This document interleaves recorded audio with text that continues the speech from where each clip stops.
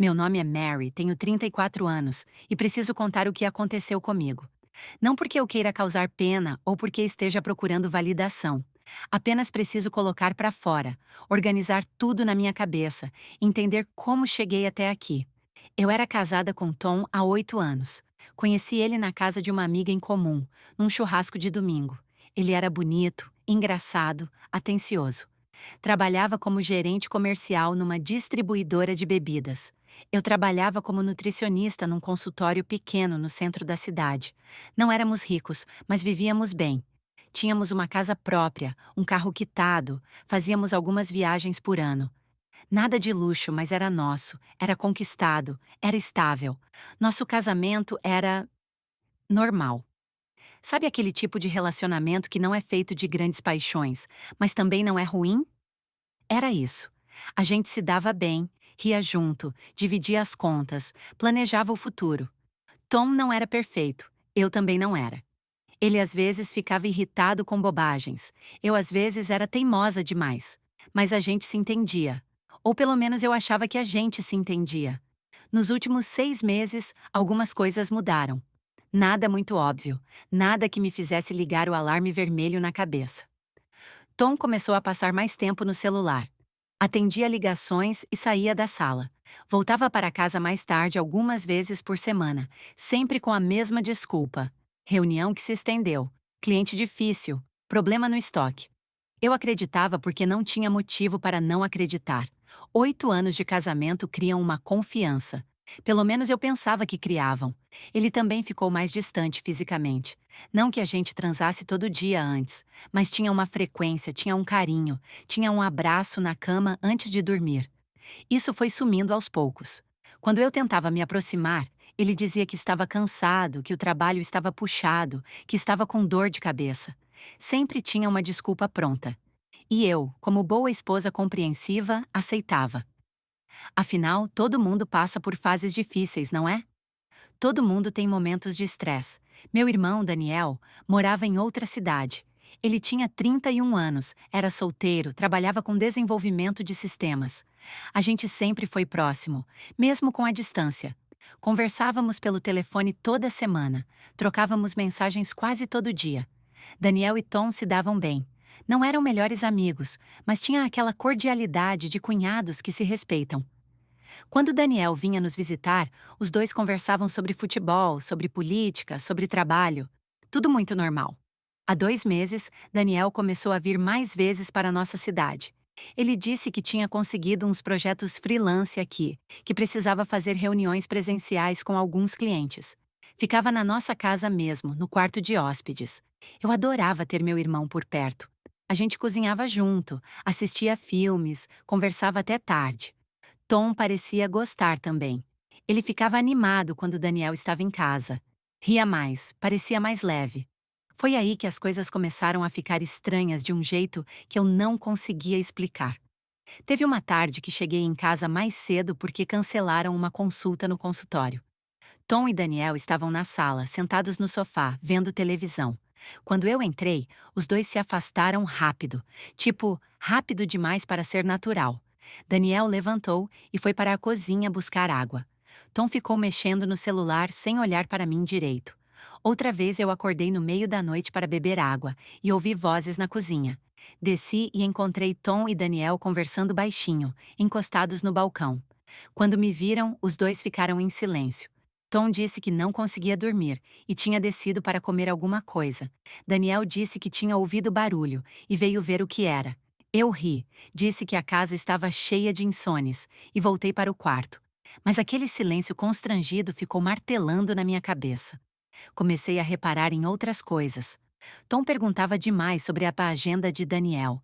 Queria saber quando ele ia voltar para essa outra cidade, quanto tempo ia ficar, se tinha mais projetos aqui. Daniel também ficava perguntando sobre a minha rotina. Queria saber meu horário de trabalho, se eu ia sair à noite, se tinha compromissos no fim de semana. Na época, eu achava que eles estavam só sendo educados, tentando organizar a convivência na casa. Teve um sábado que eu precisei ir ao consultório resolver uma emergência com os prontuários. O sistema tinha dado problema e eu tinha que refazer uns lançamentos manualmente. Avisei que ia demorar umas 3 horas. Quando saí de casa, Tom e Daniel estavam na varanda tomando café. Tudo normal. Mas quando voltei, mais cedo do que o previsto, porque o técnico conseguiu resolver o problema rápido, a casa estava estranhamente silenciosa. Chamei pelos dois. Ninguém respondeu. Fui até o quarto de hóspedes. A porta estava fechada. Ouvi um barulho abafado lá dentro, tipo alguém se movendo rápido. Bati na porta. Daniel abriu com o rosto vermelho, suado, a camisa meio torta. Disse que estava se arrumando para sair. Tom apareceu atrás dele, também com cara de quem tinha corrido. Disse que estava ajudando Daniel a procurar um cabo do notebook. Eu acreditei, ou melhor, eu quis acreditar, porque a alternativa era absurda demais. A ideia que estava começando a se formar na minha cabeça era tão impossível, tão fora da realidade, que eu empurrava para longe toda vez que ela tentava aparecer. Mas as coisas continuaram. Tom e Daniel começaram a trocar olhares. Aquele tipo de olhar que diz mais do que 1000 palavras. Olhares longos, olhares cúmplices, olhares que eu não conseguia decifrar, mas que me deixavam inquieta. Quando eu entrava na sala, os dois paravam de falar. Quando eu fazia uma pergunta simples, os dois se entreolhavam antes de responder. Tinha uma tensão no ar que eu não sabia nomear. Uma noite, deitada na cama ao lado de Tom, eu perguntei se estava tudo bem. Ele disse que sim, que estava só cansado. Eu perguntei se tinha algo me incomodando, se eu tinha feito alguma coisa errada. Ele riu, me deu um beijo na testa e disse que eu estava imaginando coisas.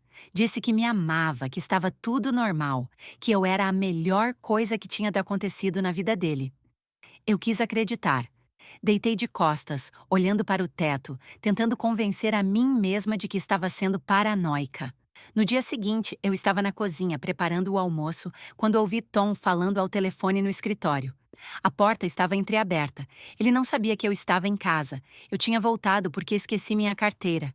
Fiquei parada no corredor, sem saber se deveria me anunciar ou não. Não, não pode ser agora. Ele dizia com a voz baixa. Ela está começando a desconfiar. A gente precisa ter mais cuidado. Meu estômago deu um nó. Continuei ouvindo. Eu sei que é difícil, para mim também é, mas a gente combinou que ia ser discreto. Ele continuou.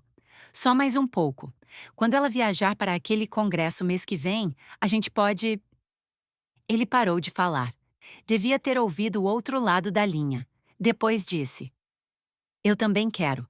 Você não imagina o quanto. Mas não pode ser agora. Temos que esperar o momento certo. Saí da casa sem fazer barulho. Andei até a esquina. Sentei no banco da praça. Minhas mãos estavam tremendo. Ele estava tendo um caso. Tom estava me traindo.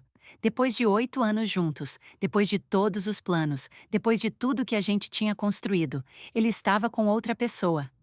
Voltei para casa 1 hora depois, fazendo barulho na porta para que ele soubesse que eu estava chegando. Tom estava na sala, no sofá, vendo televisão como se nada tivesse acontecido. Me cumprimentou normal, perguntou se eu tinha esquecido alguma coisa. Eu disse que sim, que tinha voltado para pegar a carteira. Ele nem piscou. Nos dias seguintes, eu me tornei uma detetive na minha própria casa. Olhava o celular dele quando ele tomava banho. Nada. Só mensagens de trabalho, conversas com amigos, nada suspeito. Checava os bolsos das calças dele. Nada. Procurava sinais de perfume diferente, manchas de batom, qualquer evidência clássica de traição. Nada. Ele era cuidadoso, muito cuidadoso.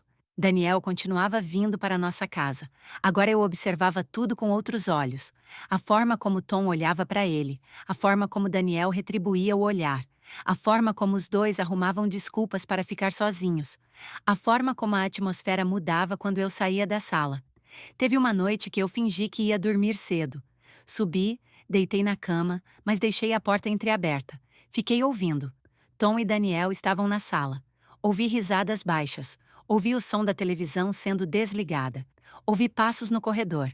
Desci silenciosamente, pisei com cuidado nos degraus que eu sabia que não faziam barulho. Quando cheguei perto da sala, ouvi um sussurro. Não conseguia entender as palavras, mas o tom era íntimo, muito íntimo. Voltei para o quarto, sentei na cama, abracei um travesseiro. Meu marido estava me traindo com meu irmão. Aquela frase ridícula, absurda, impossível, agora parecia ser a única explicação lógica. Todos os sinais estavam lá. Eu só não queria ver.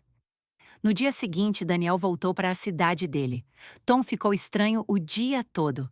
Checava o celular a cada 5 minutos. Suspirava. Olhava para o nada. À noite, quando fomos dormir, ele virou de costas para mim e ficou em silêncio. Eu sabia que ele estava acordado. Sabia pela respiração, pela forma como o corpo dele estava tenso.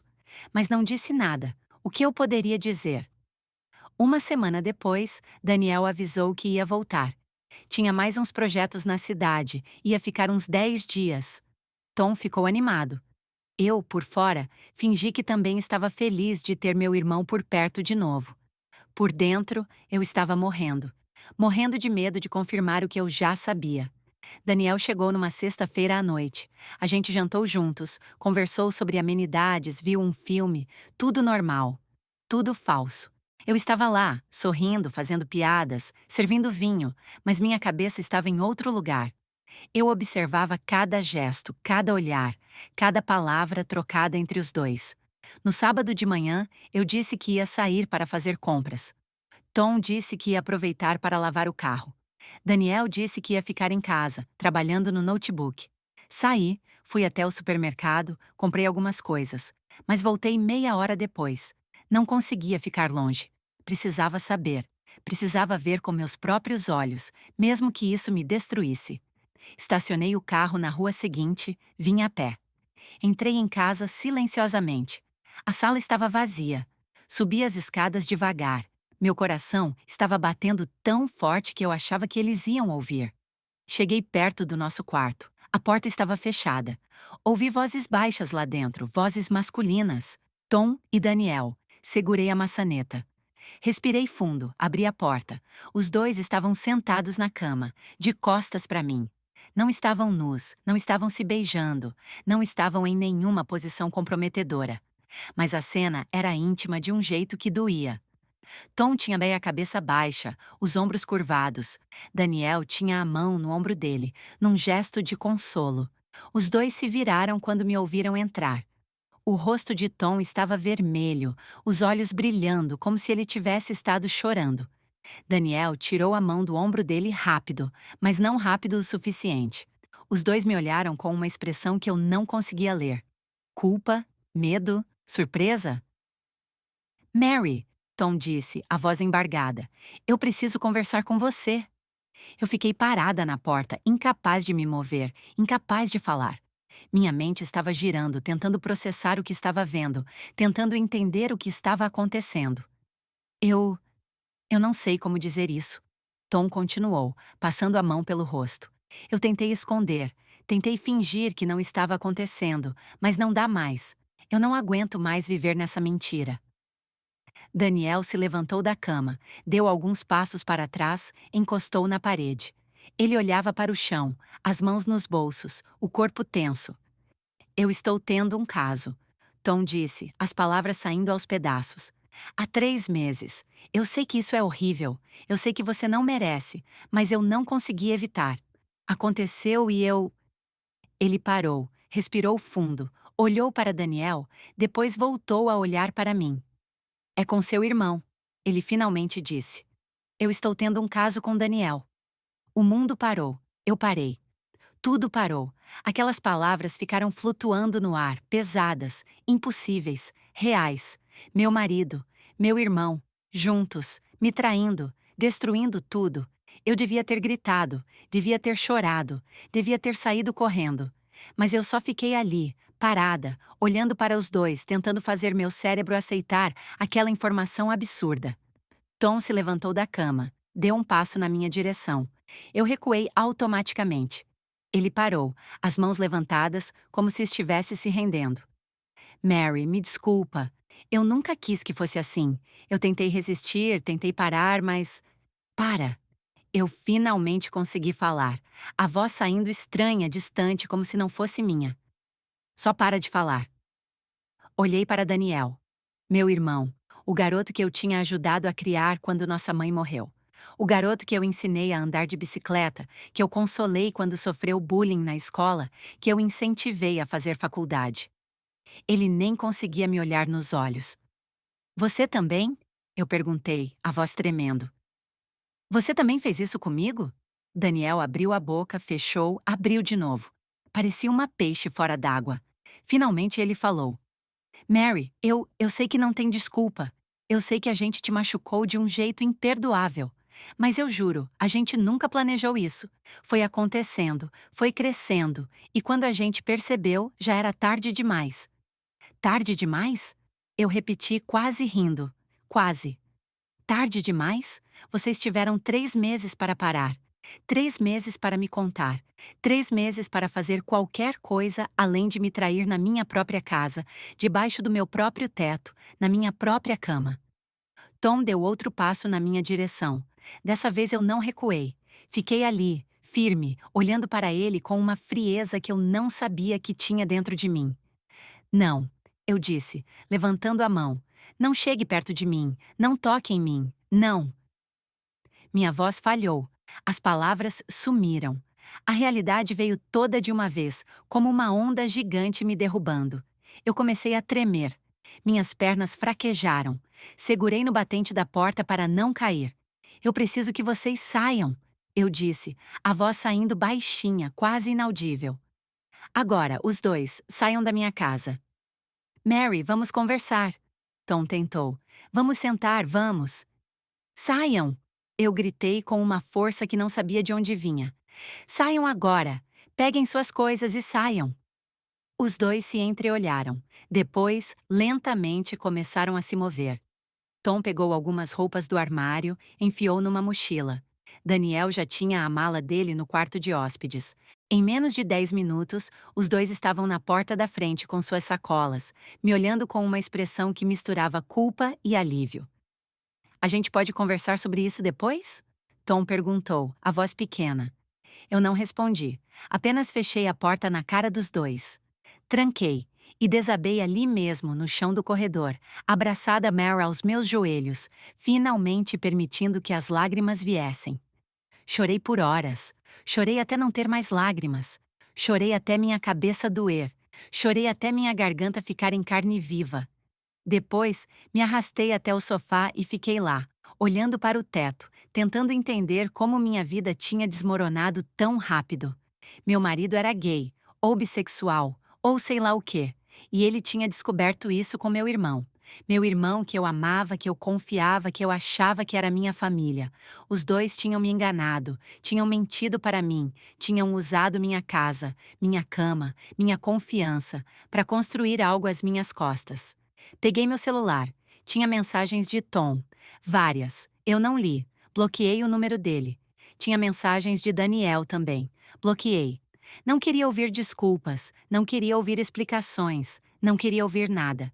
Passei o resto do fim de semana em casa, sozinha, sem tomar banho, sem comer direito, sem fazer nada, além de ficar deitada no sofá, olhando para o vazio. Na segunda-feira, liguei no consultório e disse que estava doente. Não era mentira. Eu estava doente. Doente do coração, da alma, de tudo. Na terça-feira, forcei a mim mesma a tomar banho, a me vestir, a comer alguma coisa. Precisava pensar, precisava agir, precisava decidir o que fazer. Divórcio, obviamente. Mas antes disso, eu precisava entender. Precisava de respostas. E tinha uma coisa que não fazia sentido. Uma coisa que estava me incomodando desde aquele sábado. Tom tinha dito, é com seu irmão. Tinha usado essas palavras exatas, como se estivesse confessando algo horrível, algo chocante. Mas a forma como ele disse, o tom da voz dele, tinha algo de performático, algo de ensaiado. E Daniel, a forma como ele reagiu, também parecia estranha. Ele estava culpado, sim, mas não estava... surpreso? Comecei a pensar, a repassar todas as cenas dos últimos meses. Os olhares, as conversas interrompidas, os momentos sozinhos. E aí percebi algo. Em nenhum momento, em nenhuma das vezes que eu vi Tom e Daniel juntos, eles pareciam um casal. Não tinha aquela química, aquela atração física, aquele magnetismo que pessoas apaixonadas têm. Eles pareciam amigos, cúmplices, Conspirado, res. Peguei meu notebook. Abri o e-mail de Tom. Eu sabia a senha porque a gente sempre compartilhou tudo. Ou pelo menos eu achava que a gente compartilhava tudo. Comecei a vasculhar. Mensagens de trabalho, spam, confirmações de compra. Nada relevante. Abri a pasta de lixeira. Tinha um e-mail deletado de 2 semanas atrás. Era para um número que eu não conhecia. O assunto era Plano B. Abri, li. Se ela descobrir antes da hora, a gente segue com o que conversamos. Eu assumo tudo. Você fica no papel de cúmplice envergonhado. Ela vai nos expulsar. A gente finge que está arrependido e damos um tempo. Quando as coisas esfriarem, a gente volta para a parte 2. Meu sangue gelou. Parte 2. Plano B. O que diabos estava acontecendo aqui? Continuei procurando. Achei mais e-mails deletados, conversas cifradas, referências a ela, a casa, os documentos. Documentos? Que documentos? Levantei e fui até o escritório. Tom tinha uma gaveta trancada na escrivaninha. Ele guardava a chave num potinho de moedas na prateleira. Eu sabia disso porque tinha visto ele pegar várias vezes. Peguei a chave, abri a gaveta. Dentro tinha pastas, muitas pastas. Peguei a primeira, era a documentação da casa. O imóvel estava em nome dos dois, mas o financiamento original tinha sido em nome dele, antes de a gente casar. Eu tinha entrado como coproprietária depois. Normal. Peguei a segunda pasta, documentação do carro. Também em nome dos dois. Peguei a terceira pasta, era um contrato. Um contrato de compra e venda, da nossa casa, datado de 1 semana atrás. Assinado por Tom e pelo comprador. Olhei o nome do comprador. Daniel Ferreira dos Santos, meu irmão. Senti meu coração disparar. Li o contrato com atenção. Tom estava vendendo a casa para Daniel por um valor irrisório, menos da metade do valor de mercado. E tinha uma cláusula estranha. A propriedade será transferida após o divórcio consensual do vendedor. Divórcio, consensual. Continuei procurando. Achei mais documentos, procurações. Tom tinha feito uma procuração para Daniel assinar documentos em nome dele. Tinha extratos bancários. Tom tinha transferido uma quantia grande para uma conta conjunta com Daniel. Tinha e-mails impressos, conversas entre Tom e Daniel planejando tudo. Depois que ela assinar os papéis do divórcio, a gente vende a casa. Com o valor que eu peguei emprestado do seu amigo e o dinheiro da venda, a gente abre a empresa. Ela fica com uma merreca e a gente fica com o resto. Ela não vai nem perceber porque vai estar ocupada demais lidando com o trauma. E se ela não quiser divorciar rápido? Por isso a gente fez aquela história. Ninguém quer ficar casada com um homem que a traiu com o próprio irmão dela. Ela vai querer distância, vai assinar tudo rápido só para se livrar da gente. Você tem certeza que isso vai funcionar? Absoluta. Eu conheço ela. Ela é orgulhosa demais para lutar. Ela vai querer virar essa página o mais rápido possível. E quando virar, a gente já está do outro lado, com tudo nos nossos nomes. Sentei no chão do escritório, segurando aqueles papéis, sentindo uma mistura de choque, raiva, incredulidade. Tom não estava tendo um caso com Daniel. Tom não era gay. Tom não era nada disso. Tom era um golpista, um ladrão, um mentiroso. E Daniel, meu irmão, era cúmplice. Os dois estavam tentando me roubar. Estavam usando a mentira do caso homossexual para me chocar, para me desestabilizar, para me fazer querer sair correndo e assinar qualquer coisa que colocassem na minha frente. Peguei meu celular. Liguei para minha melhor amiga Beatriz. Ela atendeu no segundo toque. Mary, você está bem? Você sumiu esses dias. Bia, eu preciso da sua ajuda, eu disse, a voz firme. Precisa muito. Você pode vir aqui em casa agora?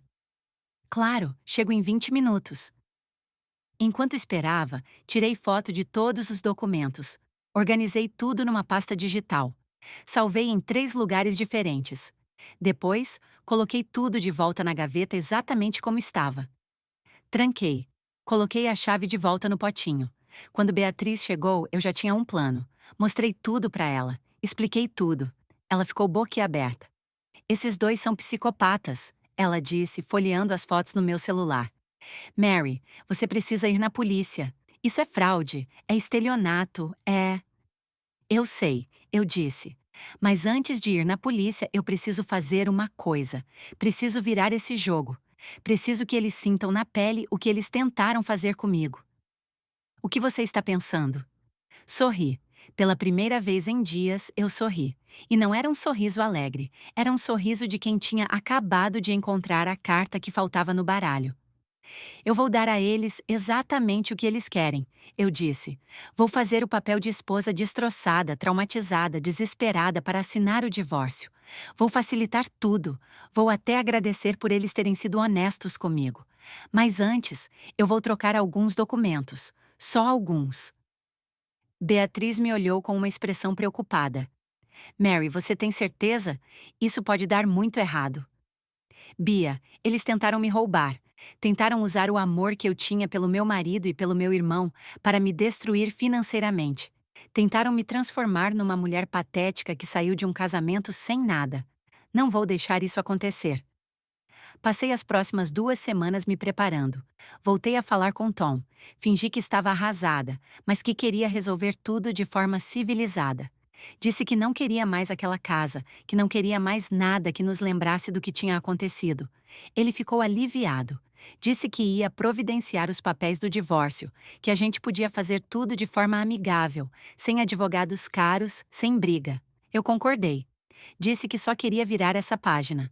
Daniel também voltou a me procurar. Disse que estava arrependido, que nunca tinha a intenção de me machucar. Eu fingi que acreditava. Disse que precisava de um tempo, mas que talvez um dia a gente pudesse voltar a se falar. Ele pareceu genuinamente aliviado. Idiota. Tom mandou os papéis do divórcio por e-mail. Era um divórcio consensual simples. Divisão de bens igualitária. Na teoria. Na prática, tudo estava estruturado para que eu ficasse com muito pouco. A casa seria vendida e o valor dividido. O carro, que estava quitado, ficaria com ele. A mobília seria dividida. Meus pertences pessoais, obviamente, ficariam comigo. Parecia justo para quem olhasse por cima. Mas sabendo do contrato de venda fraudulento para Daniel, sabendo das transferências bancárias, sabendo de tudo, eu via o esquema completo. Enquanto isso, eu trabalhava no meu próprio esquema. Peguei os documentos originais da gaveta de Tom. Com a ajuda de Beatriz, que trabalhava como designer gráfica e tinha acesso a impressoras profissionais, eu fiz cópias perfeitas. Cópias que, à primeira vista, eram idênticas, mas com pequenas alterações estratégicas. No contrato de compra e venda, eu troquei o nome do comprador. Agora não era mais Daniel. Era eu, Mary Silva dos Santos. Eu estava comprando a casa dele por um valor irrisório. Ah, e mudei a cláusula também.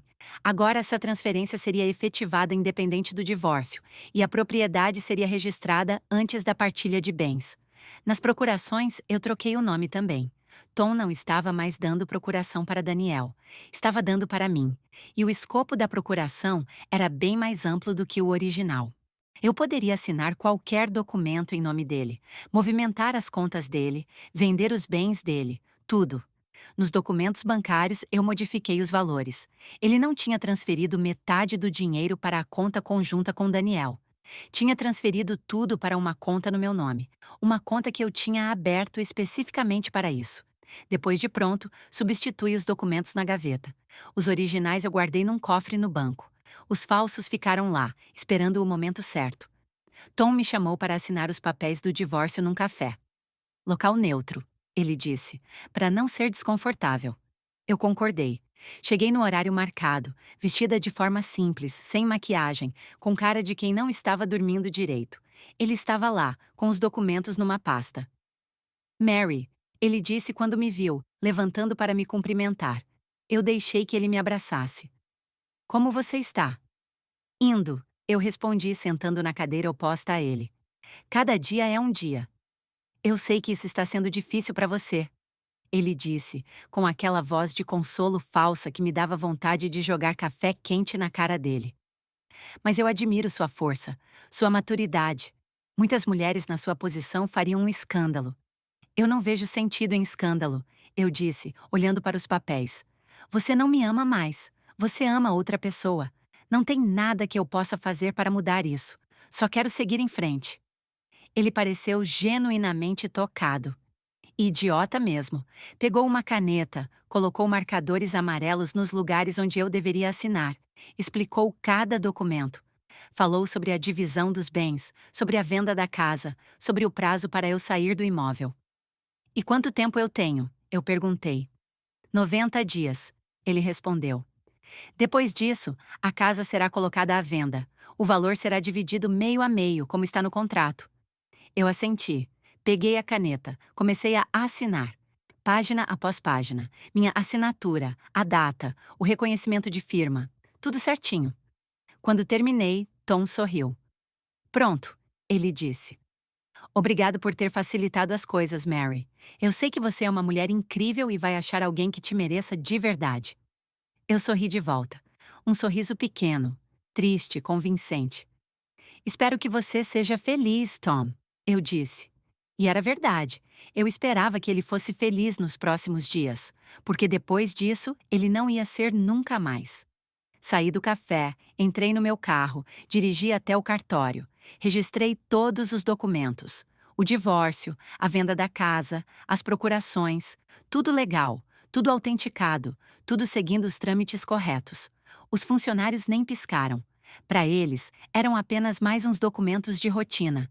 Depois fui ao banco. Atualizei a titularidade das contas. Transferi o dinheiro que Tom tinha deixado na conta conjunta com Daniel para a minha conta pessoal. Bloqueei o acesso dele a qualquer fundo que estivesse nos nossos nomes, tudo amparado pelas procurações que ele mesmo tinha assinado.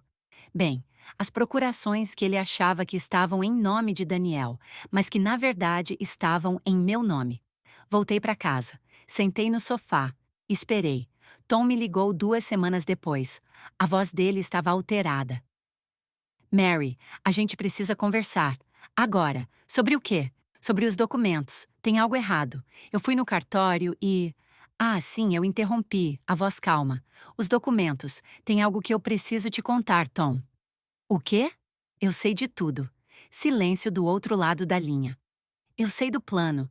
Eu sei do contrato falso com Daniel. Eu sei das transferências bancárias. Eu sei que vocês nunca tiveram um caso. Eu sei que tudo foi uma farsa para me roubar. Mary, eu não sei do que você está...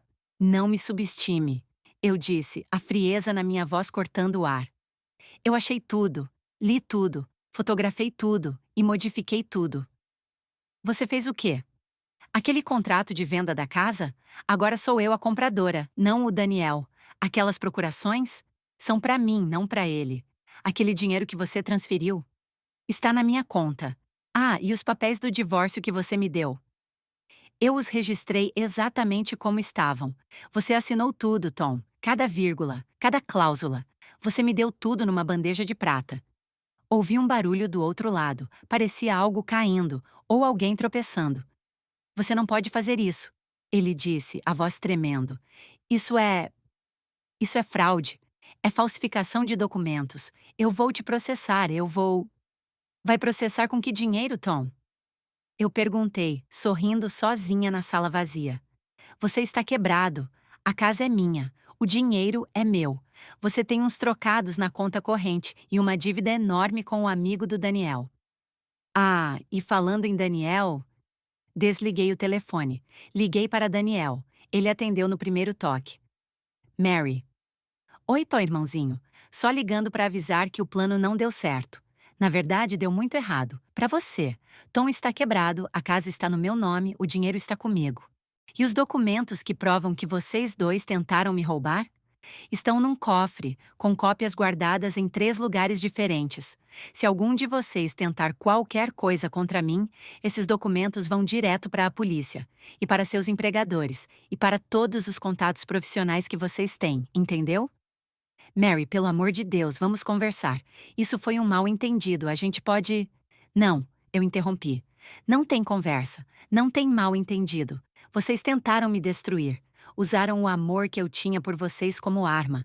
Planejaram tudo friamente. E agora vão pagar por isso. Não com prisão, pelo menos não ainda. Mas vão pagar perdendo exatamente o que tentaram me tirar. Dignidade, estabilidade, futuro. Desliguei antes que ele pudesse responder. Bloqueei os dois. Mudei o número do meu celular. Mudei as fechaduras da casa. Coloquei câmeras de segurança. Avisei os vizinhos que se Tom ou Daniel aparecessem por ali, era para chamar a polícia.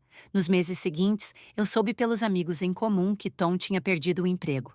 Aparentemente, o estresse da situação tinha feito ele cometer alguns erros graves no trabalho.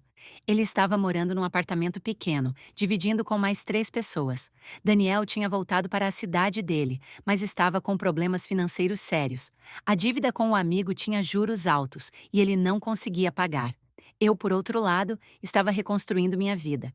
Vendi a casa por um valor excelente. Comprei um apartamento menor, mais moderno, num bairro que eu sempre quis morar. Usei parte do dinheiro para fazer uma especialização que sempre sonhei. Investi o resto. Tom tentou me processar como tinha ameaçado, mas o advogado dele desistiu quando viu os documentos. Tudo estava legal, tudo tinha sido assinado por ele. Todas as transferências tinham sido autorizadas por ele. Tecnicamente, eu não tinha feito nada ilegal. Ele que tinha assinado documentos sem ler direito. Responsabilidade dele. Daniel tentou se reaproximar alguns meses depois. Mandou mensagens pelo telefone de amigos em comum. Dizia que estava arrependido, que tinha sido manipulado por Tom, que queria conversar. Eu não respondi. Não tinha nada para falar com ele. Ele tinha feito suas escolhas. Agora tinha que viver com as consequências. Uma noite, um ano depois de toda essa confusão, eu estava no meu apartamento novo, tomando vinho, ouvindo música. Minha vida estava boa. Não era perfeita, mas era minha. Era honesta. Era reconstruída com meu próprio esforço. Tinha começado a namorar de novo. Nada sério ainda, mas estava aberta para possibilidades. Tinha feito novas amizades. Tinha me reconectado com antigas paixões que tinha deixado de lado durante o casamento. Olhei pela janela. A cidade estava iluminada lá embaixo. Pensei em tudo que tinha acontecido. Na traição, no plano, na vingança. E percebi que eu não sentia mais raiva. Não sentia mais dor. Só sentia vazio. Como se aquela história toda tivesse acontecido com outra pessoa. Tom e Daniel tinham tentado me quebrar. Tinham apostado na minha fragilidade, na minha confiança, no meu amor. Acharam que eu seria fácil de enganar, fácil de manipular, fácil de destruir. Erraram. Subestimaram quem eu era e pagaram caro por isso. Não me orgulho do que fiz, não comemoro. Não acho que sou uma heroína, apenas fiz o que precisava fazer para sobreviver. Para não ser engolida por homens que achavam que podiam usar e descartar mulheres sem consequências. Para não ser mais uma história triste de mulher traída que perdeu tudo. Terminei meu vinho, desliguei a música, fui dormir. E pela primeira vez em muito tempo, dormi tranquila, sem pesadelos, sem ansiedade, sem medo, apenas paz. Porque no fim eu tinha ganhado. Não tinha ganhado dinheiro, não tinha ganhado bens, não tinha ganhado reconhecimento. Tinha ganhado algo muito mais valioso. Tinha ganhado a mim mesma de volta. E isso descobri era tudo que eu precisava. Obrigada por ouvir minha história. Não sei se fiz certo. Não sei se faria diferente se pudesse voltar no tempo. Mas sei que estou aqui, inteira, viva, seguindo em frente. E às vezes, em momentos difíceis como aquele, seguir em frente já é vitória suficiente.